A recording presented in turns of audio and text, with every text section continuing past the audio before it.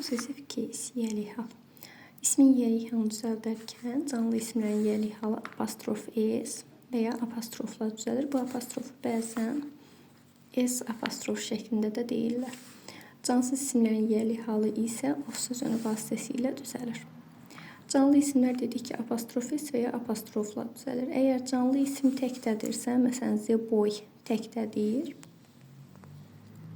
Onun üçün yəlik halını düzəldərkən apostrof s-dən istifadə etmişik.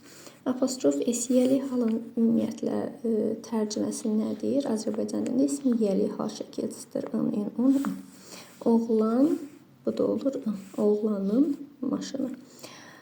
Əgər canlı isim cəmdədirsə, cəm şəkilçisi s var. Ona görə bunu bəzən s apostrof deyirlər. Çünki canlı isim cəmlənərkən normalda s ilə cəmlənir. Özünün s ilə cəmləndiyi canlı isimdirsə təkcə apostrof qoyulur. Apostrof yenidən s yazmağımıza ehtiyac yoxdur. İndi də oldu oğlanlar və yenə də bu apostrofda un əvəzlədir. Oğlanların maşını. Bizim bəzi canlı isimlərimiz var ki, onlar kökündən dəyişirlər. Kökündən dəyişən canlı isimlər fərq etmədən təkdə olduqda, cəmdə olduqda apostrof s ilə düzəlir. Çünki niyə? Cəmdə olduqda bunun s cəm şəkilçisi yoxdur. Cəm şəkilçisi s varsa əgər apostrof qoyuruq, amma cəm şəkilçisi s yoxdursa, biz onu tək isimlərdə olduğu kimi apostrof s ilə düzəltməliyik. Çünki biz orada o s səsini eşitməliyik. Ona görə də, yəni o s səsini eşitməliyik. Ona görə də biz canlı isimlərin əgər kökündən dəyişən, cəmlənən canlı isimlərdirsə, yəlik halını düzəldərkən də apostrof s-dən istifadə edirik.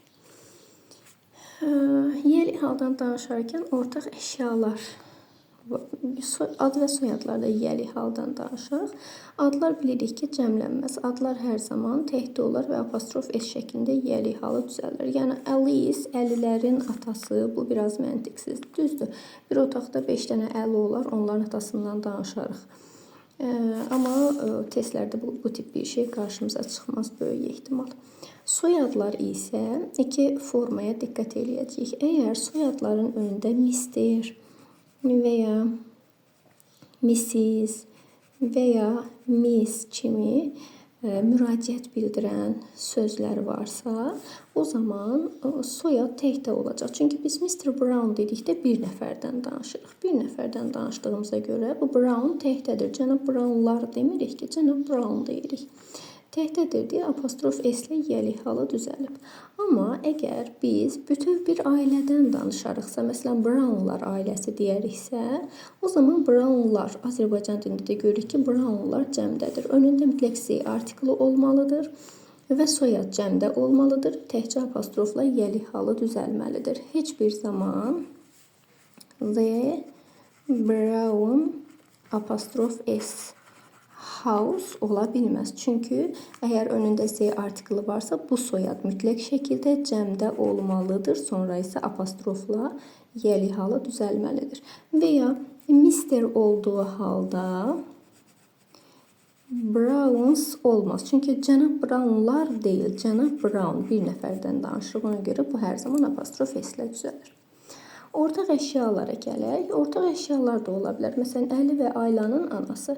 Bu zaman nəyə diqqət eləyəcəyik? Baxırıq ki, bu ortaq əşya, yəni ortaq olan isim təkdədir. Təkdədirsə, bu o deməkdir ki, neçə nəfər adam varsa, hamısı üçün ortaqdır.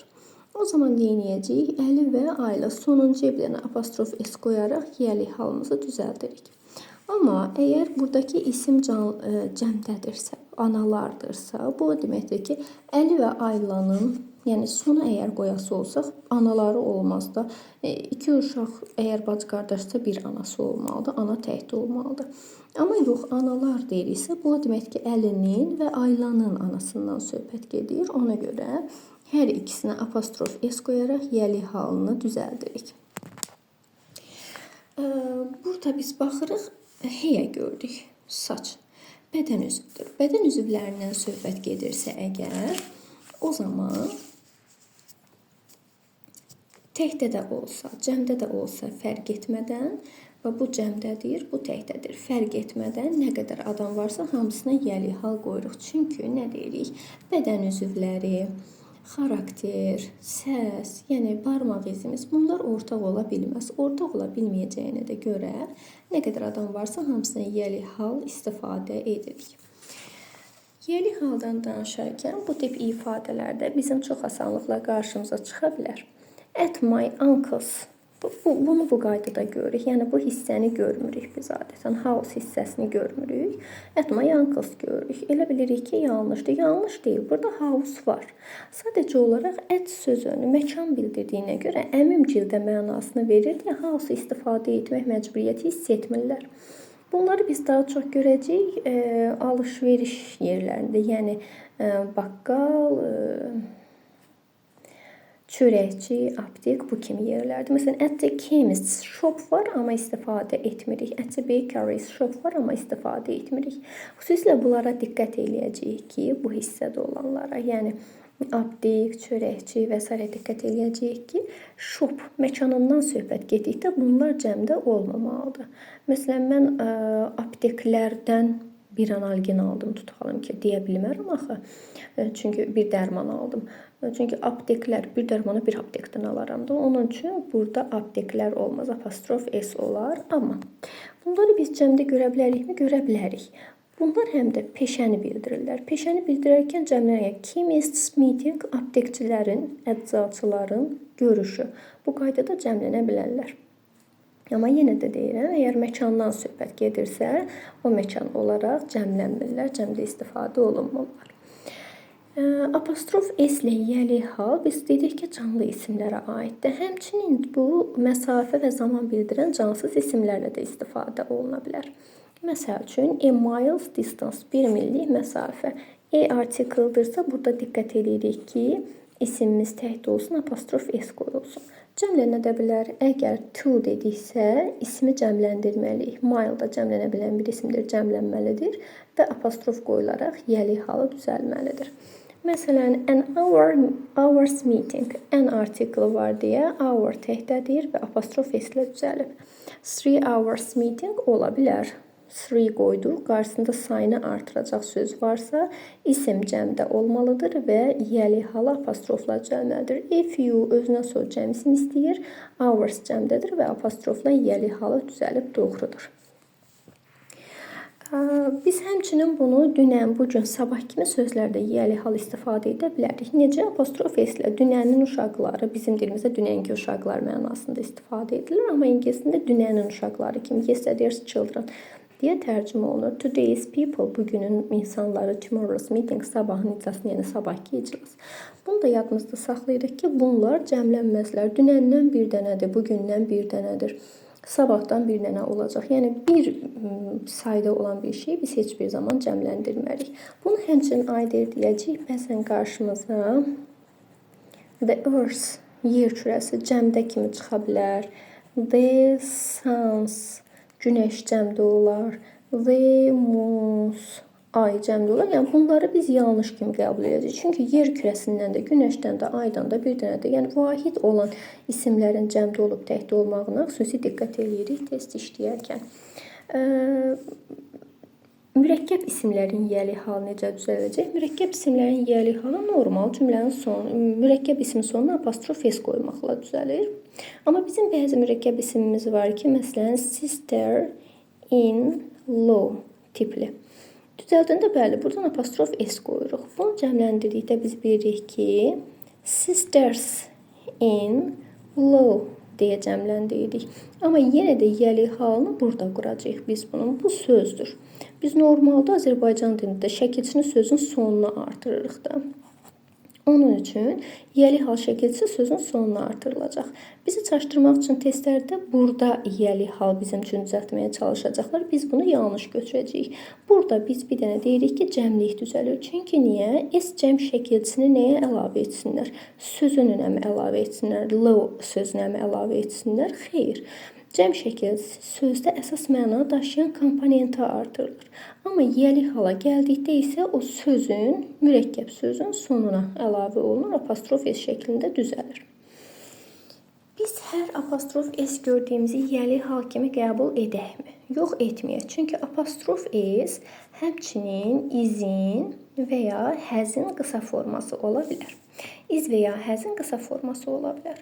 Ümumiyyətlə biz that's bunu yəli hal kimi qəbul etmirik. What's yəli hal kimi qəbul etmirik. Let's yəli hal kimi qəbul etmirik.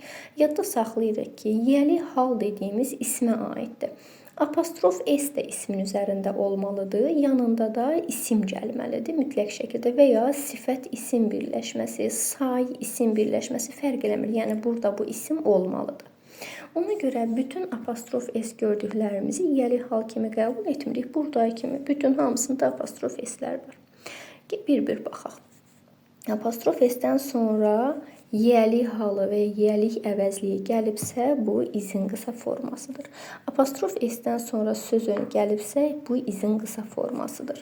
Apostrof S-dən sonra ENZ artiklı gəlibsə, izin qısa formasıdır.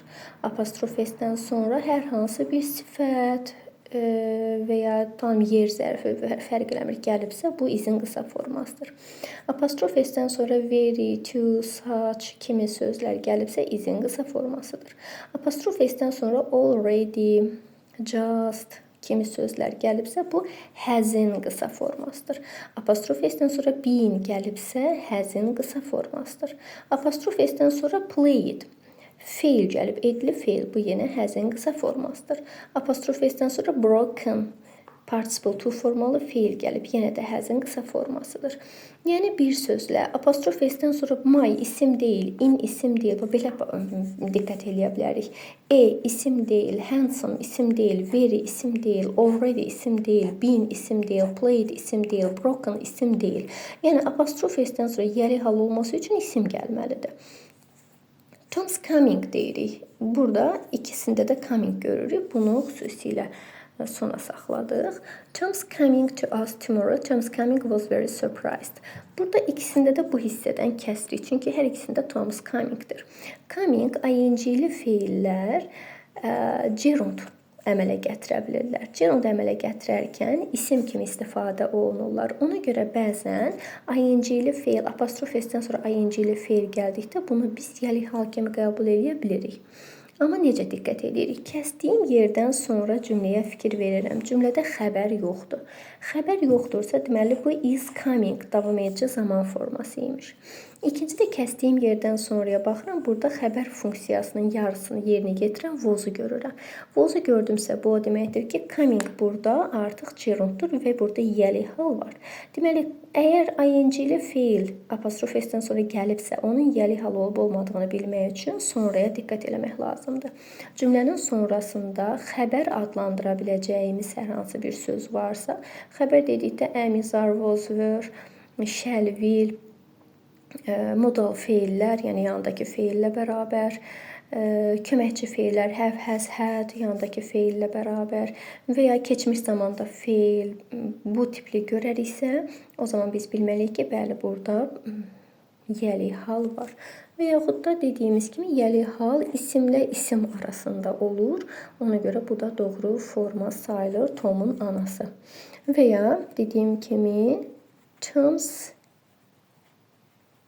favorite actor.